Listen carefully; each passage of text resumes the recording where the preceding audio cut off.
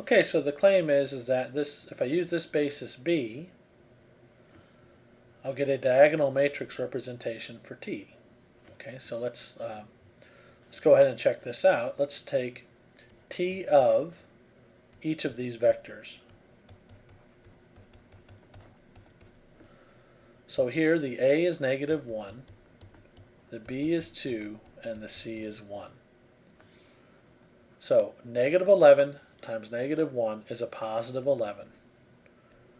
8 times 2 is 16 plus 4. So 11 minus 16 plus 4 is -1.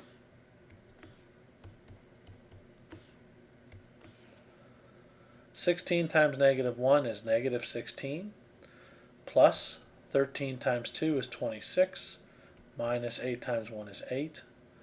I get 2.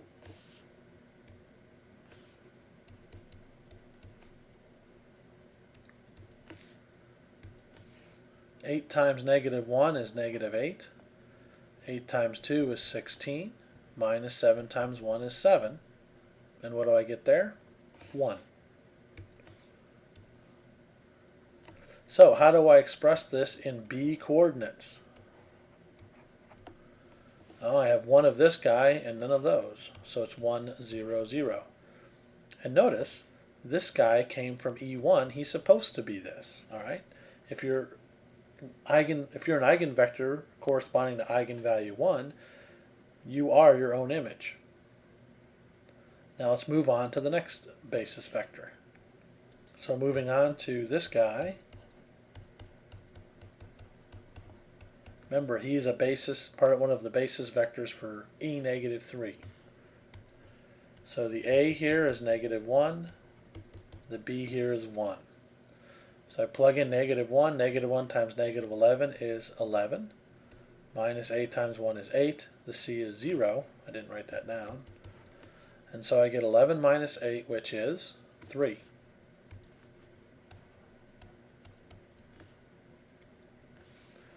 Here I'm going to get -16 plus 13 minus 0, so I get -3.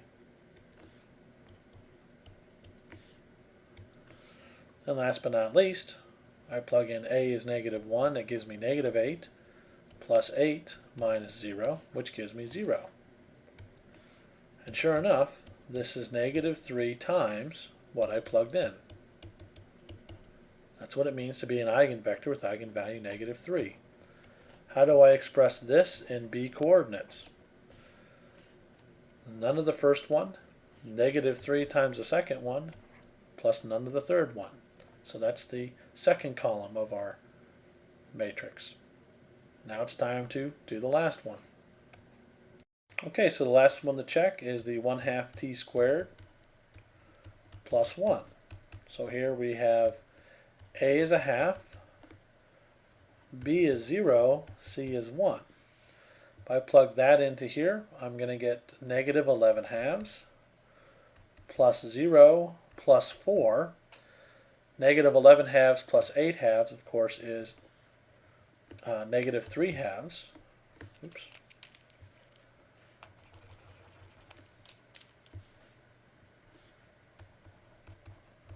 T squared. 16 times a half is 8, plus 13 times 0, minus 8. That gives me 0 t's. Plug in a half as A, I get 4, plus 0 minus 7. That gives me -3.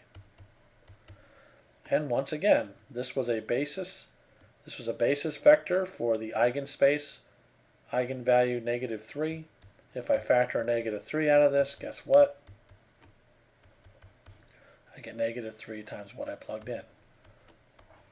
So in B coordinates, it's 0 the first one, 0 the second one, -3 of the third one.